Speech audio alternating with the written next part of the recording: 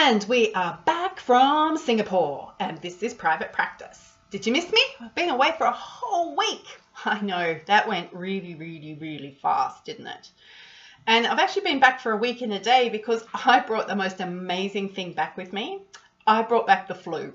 So here I am with the Singaporean flu. I've been coughing and spluttering, keeping my husband awake at night, just all around cranky, snuffly mess. That's fun, isn't it?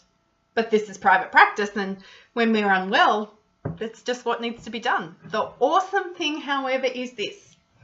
I was able to be sick again yesterday, and my business kept running. Things got done because I've got the right people doing the right things at the right time.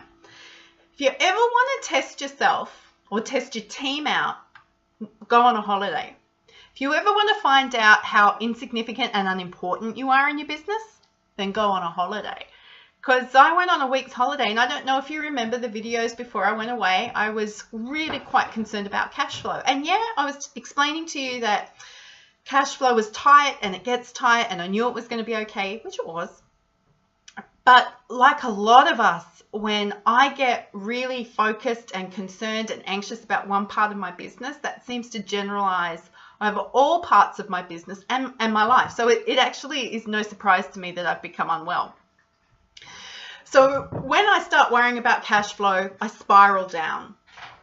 And I know how to apprehend that, and it takes a lot of effort and it takes a lot of discipline. So before I went away, I was checking the bank account up to 3 times a day. Yes, I was.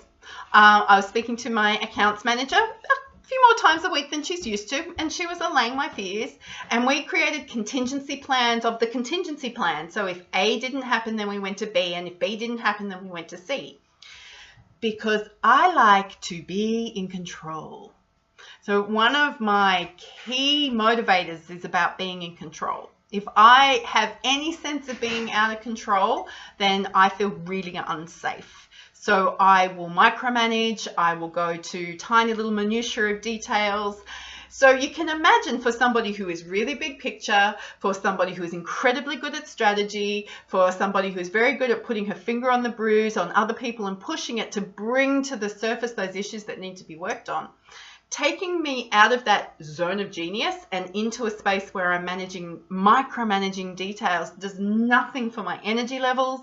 It does nothing for the people around me. And it really doesn't serve the greater good of the world, because that's not where I'm best served. So for me, having a week off is like hitting a reset button. I knew that I was starting to feel out of control. I was micromanaging my income and referral sources. I felt like I had to go into lots of explanation about things. I felt like I was apologizing for my existence. I went through this horrible place while I was away where it was like, who am I to say anything? Why would I create these videos? I don't have anything new to say. Imposter syndrome, oh my God, it took my legs out from underneath me. I think I had 3 days where I was going to go and retrain as a florist or a librarian or something like that. So that's always fun.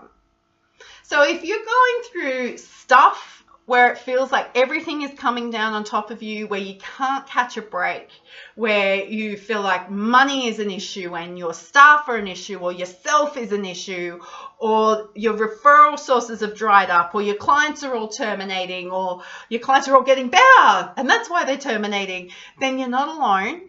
And chances are everything is probably happening all at once, and that's okay. You've got this because you actually created this space for this to happen. And the best thing you can do is take a long look out. What I mean by that is stop going into the minutiae and stop concentrating on all those tiny little details, because when we're concentrating on all the tiny little details, we fill our head with I can't, it won't work, what's not working, and everything becomes a problem. When we start looking bigger than the tiny little problems, we start to see solutions. So if your clients are all discharging themselves, is it because they're actually getting better? And if they're actually getting better, then you need to be blogging about that because you are doing something awesome. if your clients are discharging because they don't understand you, they don't like you, they're not turning up, then you've got some work to do on yourself. And that's a great opportunity for you to work on your sales and your marketing skills. Harsh, I get it, but that's where we learn what it is we don't know. Because if we keep doing the same stuff, then we're going to get the same results. So if I'd come back from my holidays and revisited micromanagement and tried to micromanage my accounts manager and my practice manager and all my consultants and all of my clients and all my referral strategies, I would probably still be in bed and not getting better and feeling like a failure and feeling like I have nothing of worth, nothing of value, that I have no voice, and that I have nothing new to add to this discussion about how to be in private practice and be a human being. While I was away, I was confronted by a really big message to myself. I am very good at taking control, and I love to feel in control. And the best way for me to feel in control is to do stuff.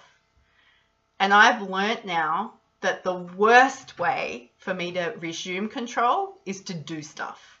Because in the doing of stuff, I get really busy. And busy makes me feel active, and it makes me feel like I'm making progress. It's false. I've learned that when I get anxious and insular and myopic and unable to see the big picture and unable to see solutions, I actually need to ask a different question, which is not what can I do, but who do I need to be? I had this conversation today with a coaching client because I watched her doing exactly the same thing, and everything in our conversation changed when I said, I don't care what you want to do or what you think you need to do today. I want to know who you need to be to help this situation change. And from that question, which she didn't like answering, she was able to see solutions and find positives and understand how her business was growing and growing at a very fast rate, even though it felt like she was going backwards. She actually said she took 2 steps forward and 20 steps backwards, when really none of that has happened. She has continued to grow. It's just what she was looking at didn't look like growth. So I feel like this has been a mumbled, jumbled, flu-infused message today. So I want to thank you to the lovely, lovely people who've been in touch with me over the last week via email and Facebook Messenger who have said, hey, I really love your This is Private Practice videos. Thank you. Because if you hadn't have sent those words of encouragement, I doubt I would have done another one today. So there you go. And this is Private Practice. I need a really big drink and probably some cold and flu medicine. Have a great evening, everyone.